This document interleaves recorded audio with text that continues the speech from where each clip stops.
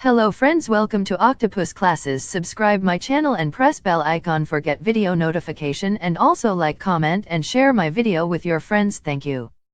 1947 से हमारे देश को गौरवशाली पहचान मिला और देश की आज़ादी के कुछ ऐसे रोचक किस्से जो हमारे राष्ट्रध्वज से जुड़े हैं। इस देश को आज़ादी दिलाने में जितना भूमिका महात्मा गांधी या जवाहरलाल नेहरू का था, उनसे कहीं ज़्यादा सुभाष चंद्र बोस, भगत सिंह और सुखदेव सिंह जैसे महान क्रांतिकारी और स्वतंत्रता सेनानियों का था, जिन्होंने हमारे देश को आज़ादी दिलाई। क्योंकि आज़ादी सिर्फ असहयोग से ही नहीं बल्कि बलिदान से भी मिली है। तो इस वीडियो को स्किप ना करें, और यदि आप हमारे चैनल पर नए हैं तो अभी सब्सक्राइब करें। वीडियो पसंद आए तो लाइक करें, अपने दोस्तों के साथ शेयर करें, और इसी तरह की अच्छी वीडियो के नोटिफिकेशंस पाने के लिए बेल आइकन दबाकर ऑल पर प्रेस करें और वीडियो को अंत तक ज़रूर देखें।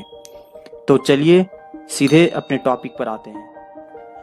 इससे पहले कि आपको आगे ले चले, ये आपसे अनुरोध है कि कभी भी ज़मीन पर हमारे राष्ट्रध्वज को ना फेंकें और ना उल्टा रखें, क्योंकि हमारा राष्ट्रध्वज ही हमारे देश की पहचान होती है। तो हम शुरू करते हैं सबसे पहले कि रिपब्लिक डे के दिन हमारे राष्ट्रध्वज को कौन फहराते हैं, मतलब अनफर्ल कौन करते हैं। वो होते हैं प्रेसिडेंट ऑफ इंडिया। और जो इंडिपेंडेंस डे जो 15 अगस्त को आने वाला है, उसमें हमारे राष्ट्र झंडे को कौन फहराएंगे? श्री नरेंद्र मोदी जी, जो कि हमारे देश के भी मौजूदा प्रधानमंत्री हैं। कहाँ फहराएंगे? वो हिस्टोरिक साइट जो है हमारे लाल किले में फहराया जाएगा। हमारा राष्ट्रध्वज सबसे पहले होस्ट कहाँ किया गया था? माउंट एवरेस्ट पे। कब? वो 29 मई 1953 को किया गया था, जो कि यूनियन जैक और साथ में इसके साथ जो है नेपाल का जो राष्ट्रीय झंडा था उसके साथ भी इसे फहराया गया था। जो हमारा झंडा था वो पहली बार किसने फहराया था किसी विदेशी जमीन पर? वो थे बिकाजी रुस्तम कामा। वो ये हैं जिनका जन्म 24 सितंबर 1861 को हुआ था और जिनका निधन 13 अगस्त 1936 को हुआ था। तो इन्होंने ही सबसे पहले झंडा जो है अपना वो फॉरेन सॉइल पर फहराया था। वो कहाँ फहराया था? वो जर्मनी में। तो हमारा जो राष्ट्रीय झंडा है वो कब अडॉप्ट किया गया था? 22 जुलाई 1947 को। ये एग्जाम व्यू ऑफ के पॉइंट से इम्पोर्टेंट है कि हमारा राष्ट्रीय ध्वज जो है वो कब अडॉप्ट किया गया था। ये इंडिपेंडेंस डे के पहले ही ये अडॉप्ट कर लिया गया था कि हमारा राष्ट्रीय ध्वज कैसा होगा और वो किस तरह से दिखेगा। ये कब हुआ था? जुलाई 22, 1947। ये इंपॉर्टेंट पॉइंट है, एग्जाम में पूछा जा सकता है। फिर आते हैं, क्या आपको पता है कि जब हमारा देश आज़ाद हो रहा था, उस टाइम हुआ नहीं था, जब आज़ाद हो रहा था तो हमारा जो नेशनल फ्लैग उसको 6 बार मॉडिफाई किया गया। मतलब कि 6 बार उसके डिज़ाइंस को, उसके लुक्स को, उसके वैल्यू को चेंज किया गया कि हमारा राष्ट्रध्वज जो है वो आज़ादी के बाद किस तरह का होगा। तो हमारा जो सबसे पहला झंडा था वो कुछ इस तरह का दिखता था। ये हमारा पहला झंडा था जिस पर 8 लोटस के फूल लगे हुए थे, जो कि हमारा ये नेशनल फ्लावर भी है। और साथ में लिखा हुआ था वंदे मातरम। हिंदी में लिखा हुआ था वंदे मातरम, जो कि देवनागरी लिपि में है। ठीक है, वो हिंदी में लिखा हुआ था देवनागरी लिपि में। फिर है इसके बाद कि ये कब होस्ट किया गया था? ये होस्ट किया गया था 7 अगस्त 1906 को। कहाँ किया गया था? ये पारसी बेगन स्क्वायर, जो कि कोलकाता में है। ठीक है, ये यहाँ पे हमारा ये राष्ट्रध्वज, जो पहला राष्ट्रध्वज बनाया गया था वो ये था। ठीक है, फिर आते हैं जो हमारे इसमें जो फिर दूसरा राष्ट्रध्वज जो है था वो ये था। इसमें भी 6 तरह के डिजाइन बनाए गए थे, जिसमें क्या ये स्टार्स थे और ये भी देवनागरी लिपि में ही लिखा हुआ था। जिसमें सेफ्रॉन का मतलब था कि symbol of courage and sacrifice, त्याग और करेज का प्रतीक होगा। व्हाइट जो है वो सच का प्रतीक होगा और शांति का प्रतीक होगा और शुद्धता का प्रतीक होगा। ग्रीन जो हरा जो होगा वो प्रॉस्पेरिटी के लिए का प्रतीक होगा। हमारा जो अशोक चक्र है ना, वो सिंबलाइज करता है राइटनेस को, कि आपके विचार कैसे हैं, आपके विचार किस तरह के होने चाहिए, वो करते हैं। तो जो बाल गंगाधर तिलक थे ना, वो उन्होंने ही हमारे तीसरे झंडे को कुछ इस तरह से डिजाइन किया था। तो इसमें जो ये 1 2 3 4 5 6 7 इसमें 7 स्टार्स लगे थे। ठीक है, साथ में एक क्रेसेंट था जो कि टॉप के राइट कॉर्नर पे था। तो इस स्टार को मिला जाता है 8 थे। तो टोटल ये एक को क्रेसेंट कहते हैं। तो टोटल हमारे 7 स्टार्स थे। यहाँ पे यूनियन जैक था जो कि उस टाइम ब्रिटेन के अधीन था, तो ये उसी टाइम ये किया गया था। ठीक है, और ये कब यूज हुआ था? ये 1917 में। आप हमें कमेंट बॉक्स में बताएं कि किसी भी राज्य या केंद्र शासित देश में हमारे राष्ट्र ध्वज को कौन फहराता है। कमेंट बॉक्स में हमें इसका जवाब दें। आप लोगों की सुविधा के लिए जार स्टडी सेंटर की टीम ने एक स्टूडेंट व्हाट्सएप ग्रुप क्रिएट किया है, जिसका लिंक आपको डिस्क्रिप्शन बॉक्स में मिल जाएगा, जहां आपको बुक्स और नोट्स के पीडीएफ प्रोवाइड करवाए जाएंगे। साथ ही आपको वीडियो में कुछ समझ में ना आए या कोई डाउट हो तो वो आप पूछ सकते हैं।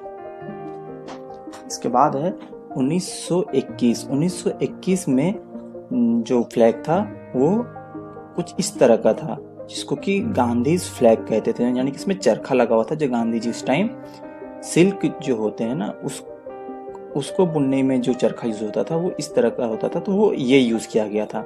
तो धीरे धीरे क्या हुआ कि जैसे जैसे साल बढ़ता गया वैसे वैसे हमारा जो राष्ट्र ध्वज है वो रिलीजन के बेसिस पे एग्जिस्ट में आने लगा, कि मतलब धर्म के आधार पर हमारा झंडा होना चाहिए, क्योंकि उस वक्त हिंदू और मुसलमान में काफी तनावपूर्ण था। तो उस हिसाब से सोचा गया कि इसे धर्म के आधार पर लिया जाए। तो जो फ्लैग था वो डिजाइन किया कि इसमें चरखा होगा, यानी कि स्पिनिंग व्हील, जो क्या खादी जो खादी के जो कपड़े होते हैं उनको बुनने में जो चरखा इस्तेमाल होता है वो इस तरह का होता है, तो ये यूज होगा। साथ में एक फ्लैग भी होगा जो क्या बना हुआ खादी का, और इसे जो कि खादी का क्या होता है, special type of hand spoon cloth और सिल्क, यानी कि सिल्क वार्म से जो बनता है खादी का वो होता है।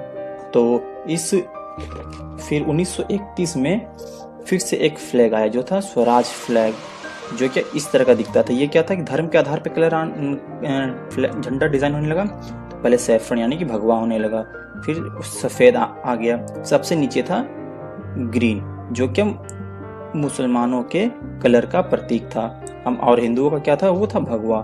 तो धीरे धीरे क्या है कि आध्यात्मिक घुसपैठ, यानी कि एक तरह से आध्यात्मिक वजह से ये जो हमारा झंडा था वो रिलीजन के बेसिस पे डिवाइड हो गया। तो इसमें 3 कलर चुने गए, कौन थे? सैफ्रॉन, व्हाइट और ग्रीन। साथ में एक चरखा यानी कि स्पिनिंग व्हील, ये सेंटर में कुछ इस तरह का था। ठीक है, जो कि इसको अडॉप्ट किया गया था 1931 में। कब किया गया था? 1931 में।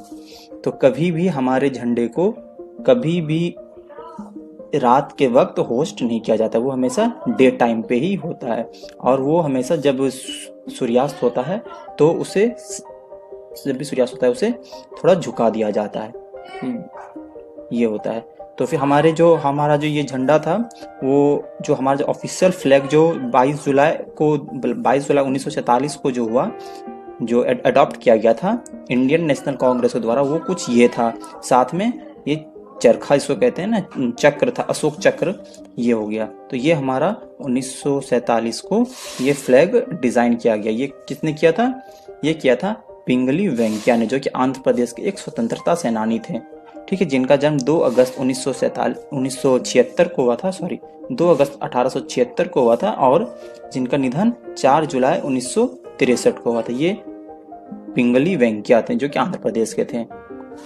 ठीक है, इसके बाद है कि हमारा जो फ्लैग है उनका वो किस तरह से डिजाइन होना चाहिए, क्या उसका रेशियो होना चाहिए, उसका फ्लैग कोड क्या है। एक्चुअली हमारा जो राष्ट्र ध्वज है उसका फ्लैग कोड क्या है? तो हमारा जो फ्लैग कोड है वो 2:3 के रेशियो में, मतलब 2:3, मतलब लेंथ, विड्थ और ब्रेथ के रेशियो में है। ठीक है, जो लेंथ होगा वो 1.5 टाइम्स मोर होगा किसके? विड्थ के। मतलब अगर हमारा चौड़ाई अगर 1 मीटर है तो उसका 1.5 गुना होगा उसका लेंथ, मतलब 1.5 टाइम्स होगा। ठीक है, तो ये इसमें होगा इस तरह से, जो कि सेफ्रॉन, व्हाइट और ग्रीन होगा, जो कि इक्वल होंगे इन विड्थ में और लेंथ में भी, मतलब ये लंबाई में भी सब बराबर होंगे, और ये जो चौड़ाई, ये इसकी जो ये है, ये भी इसके इक्वल होंगे। तो अब हम जानते हैं कि आखिर किस तरह के हमारे फ्लैग होने, जैसे क्या क्या साइजेस हैं। तो ये जो हमारा है, ये कुछ हमारा जो फ्लैग है वो फ्लैग कोड ऑफ इंडिया 1 जो है वो उसमें दिया हुआ है कि हमारा जो फ्लैग है वो किस तरह के होने चाहिए। तो ये जो है अगर इसका लेंथ 6300 इंटू 4200 मतलब 6300 mm गुना 4200 mm होना चाहिए। मतलब कि लेंथ अगर 6300 है तो इसका जो चौड़ाई होगा वो इसका 1.5 टाइम्स कम होगा। मतलब कि अगर ये 42 है तो इसका 1.5 टाइम्स ज़्यादा ये होगा 63। और इसके अशोक चक्र है ना, जो ये जो अशोक चक्र है, इसका कितना mm इसका अगर हम ये इसका डाया लेते हैं तो कुछ इस तरह से दिखेगा। यानी कि ये जो डाया हो जाएगा वो 1295 mm का डाया का ये हो जाएगा इसका अशोक चक्र का डिज़ाइन। ठीक उसी तरह से 2700 इंटू 1800 का अगर मेरा फ्लैग होता है साइज़ का, तो उसका अशोक चक्र का जो साइज़ होगा वो टोटल होगा वो होगा 555 mm। इसी तरह से ये कई तरह के फ्लैग डिज़ाइन है जो हर जगह यूज़ होते हैं। जैसे कि कुछ फ्लैग डिज़ाइंस, कुछ फ्लैग्स होते हैं वो ऑफिशियल जो 4 व्हीलर्स या फिर गाड़ियाँ होती हैं, सरकारी गाड़ी जो होती है उनमें लगे होते हैं। जैसे राष्ट्रपति हो गया, प्रधानमंत्री, इन सभी गाड़ियों में जो लगे होते हैं वो ये वाले होते हैं जो सबसे छोटे होते हैं, ये वाले। ठीक है, तो अशोक चक्र में कितने स्पोक्स होते हैं? ये जो स्पोक्स बने होते हैं 1 2 3 4 5 6 करके वो 24 स्पोक्स होते हैं। ठीक है, तो जो हमारा अशोक चक्र है, ठीक है, वो किस में प्रिंटेड होते हैं, किस कलर में होते हैं? वो होते हैं नेवी ब्लू में, जो कि दोनों साइड से, मतलब कि इसके फॉरवर्ड में ये डिजाइन इसके बैक साइड में भी सेम ही होगा, मतलब एक दूसरे के एकदम सेम होगा। जो करेक्ट साइज होते हैं हमारे फ्लैग के वो ये होते हैं करेक्ट। अगर हॉरिजॉन्टल है तो वो इस तरह से, अगर वर्टिकल होते हैं तो इस तरह, यानी कि सेफ्रॉन जो है वो लेफ्ट साइड होंगे। ठीक है, और राइट साइड में क्या होगा? ग्रीन होगा। ठीक है, ये होते हैं। तो जो ये थे, तो ये the bench headed by the chief justice of India VN खारे सेड आर्टिकल 19(1)A में आते हैं। उसमें ये लिखा हुआ है कि वो लिखा कि every citizen had the fundamental right to fly the national flag on their premises throughout the year. यानी कि आप अपने घर के बाहर या अपने घर के छत पे आप पूरे साल नेशनल फ्लैग लगा सकते हैं, बट ध्यान में ये रखना होता है कि उस फ्लैग की डिग्निटी को कोई हानि ना पहुंचे, उनके सम्मान को, उनके स्वाभिमान को कोई हानि ना पहुंचे। तो ये कुछ हमारे फैक्ट्स थे नेशनल फ्लैग के बारे में। ठीक है, तो चलिए इसी के साथ हम वीडियो को हम समाप्त करते हैं। जैसे